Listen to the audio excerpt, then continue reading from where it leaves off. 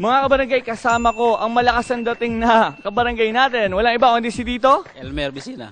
Vicina. Ito ba yung mga pip pip? Vicina, joke lang. Yung family niyo po ba kasama niyo na dito sa Amerika? Hindi pa. Yung asawa ko lang. Pero yung mga kapatid ko at saka mga kuya ko, dito lahat sila. Nandito na. Si Mrs. bagong dating lang. January yan. So, congratulations po, palagay ko. Mainit na ang inyong mga gabi. Ganun pa rin. Malamig pa rin. Kasi nakakumot kayo, di ba? Naka-sweatshirt ka, sweater.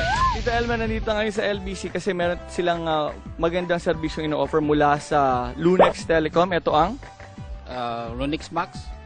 Pinless Max. Pinlix Max. LBC Connect. Very easy to use. Yung tawag ka sa Pilipinas, mula dito, na hindi nagamit ng hindi ka na pipindot ng mga daming number tulad ng mga phone card.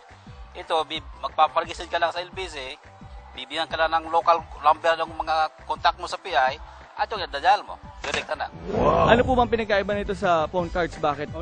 Napakalaki. Kasi yung phone card, hindi naman sa sinisiraan ko sila, ano. Pag dadal mo yung number nila, nag-ring ka at dadal mo ulit, wala nang laman. Hidden charger. Parang bang scam.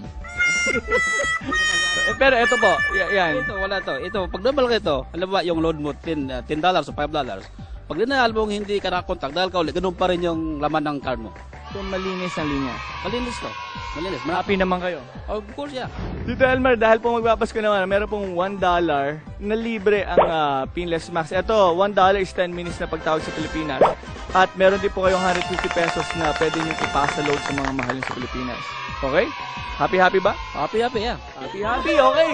So, Merry Christmas po sa inyo lahat. Mula po sa Pinless Max, sa mama kong paalam sa ating mga kabarangay. Hanggang sa susunod na araw po. Bye-bye you!